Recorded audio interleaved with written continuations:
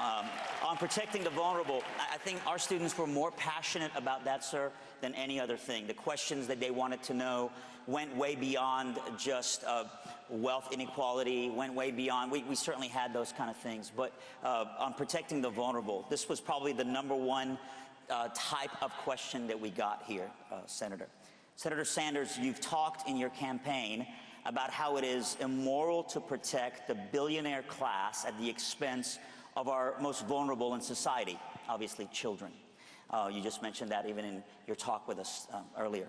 A majority of Christians would agree with you, but here's the question. A majority of Christians would agree with you, but would also go further and say that children in the womb need our protection even more.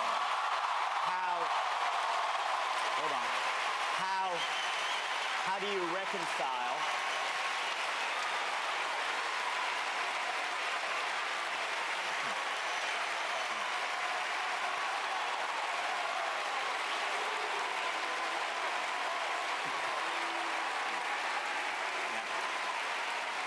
So the question, sir, is obviously you can see this is what they want to ask. Well, this is what's on there. How do you reconcile the two? And again, I know that you have a different view. I know that you, sir, and I don't have to be eye to eye on it, but I sense a real sincerity in you in wanting to see our children protected.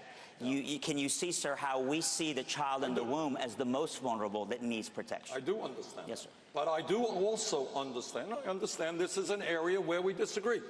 I do understand and I do believe that it is improper for the United States government or state government to tell every woman in this country the very painful and difficult choice that she has to make on that issue. And I honestly don't want to be too provocative here, but very often conservatives say, you know, get the government out of my life. I don't want the government telling me what to do. But on this very sensitive issue, of which this nation is divided, a lot of people agree with you, a lot of people agree with me. But my view is, I respect absolutely a family that says, no, we are not going to have an abortion. I understand that. I respect that. But I would hope that other people respect the very painful and difficult choice that many women feel they have to make and don't want the government telling them what they have to do.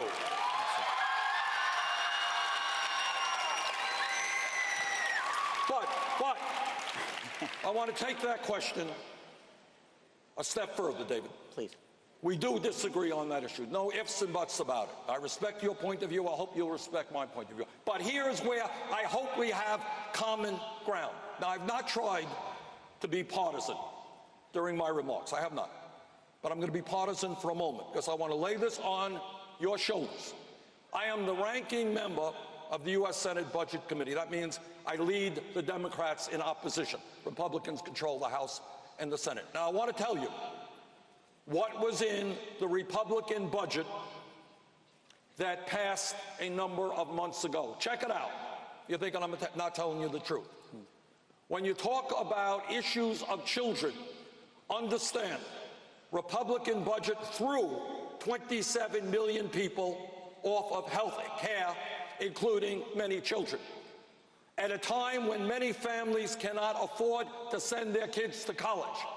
And I am running on a program, by the way, that says every public college and university in America should be tuition-free. But at a time when families cannot afford to send their kids to college, Republican budget cut $90 billion in Pell Grants over a 10-year period.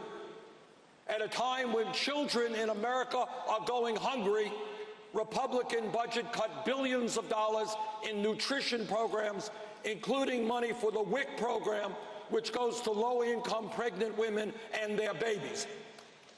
And to add insult to injury, in that budget, the Republicans provided over $250 billion over a 10-year period in tax breaks to the top 0.2%. I don't think that is a moral budget.